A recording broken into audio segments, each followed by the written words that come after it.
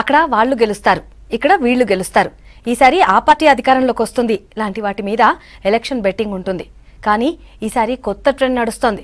గెలిచే వాళ్ళ మీద కాదు, ఓడిపోయే వాళ్లపై బెట్లేస్తున్నారు. ఇది ఎక్కడో కాదు, నార్త్ ఇండియాలో కాదు, మన పక్క రాష్ట్రం ఏపీలో. ఆఫ్టర్ పోలింగ్ ఆంధ్రప్రదేశ్ ఫలితాలపై బెట్టింగ్ రాయుల కాన్ఫిడెన్స్ స్టేట్లో హీట్ పుట్టిస్తోంది.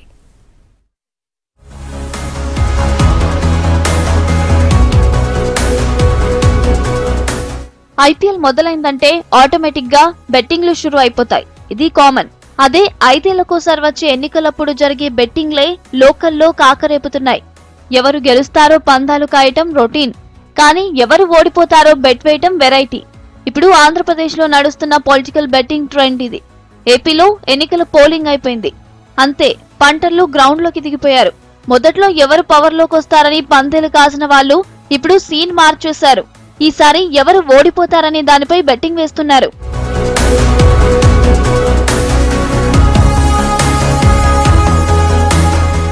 ఎన్నికల ముందు పార్టీలన్నీ పక్కాగా గెలుస్తారనుకునే అభ్యర్థులకే టికెట్లు ఇస్తాయి.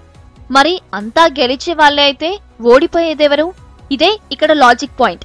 ప్రధాన పార్టీలన్నీ గెలుపు గుర్రాలకే టికెట్లిచ్చినా పంటర్లు మాత్రం ఓడిపోయే అభ్యర్థులను వెతికి మరీ పందాలు కాస్తున్నారు.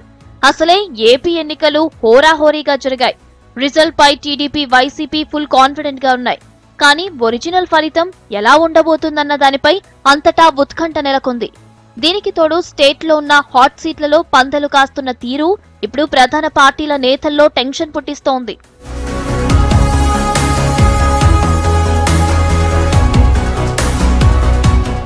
ఆంధ్రప్రదేశ్ లో ఓడిపోయే క్యాండిడేట్లను బేస్ చేసుకుని జరుగుతున్న బెట్టింగ్ లో మంత్రి నారా లోకేష్ ఫస్ట్ ప్లేస్ లో ఉన్నట్టు టాక్ వినిపిస్తోంది.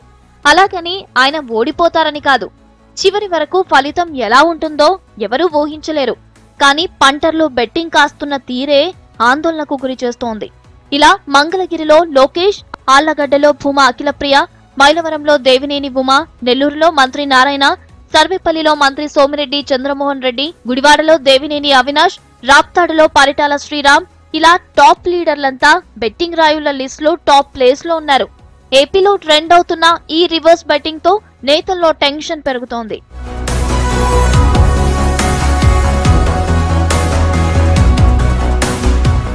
సంక్రాంతి టైంలో కోడి పందాలకు కేర్ ఆఫ్ గా ఉండే ఉభయ గోదావరి జిల్లాలతో పాటు కృష్ణా, గుంటూరు జిల్లాల్లో బెట్టింగ్ జోరుగా నడుస్తుందనే ప్రచారం జరుగుతోంది. పశ్చిమ గోదావరికి చెందిన ఓ వ్యక్తి ఏకంగా 25 లక్షలు బెట్టింగ్ వేశాడని అంటున్నారు.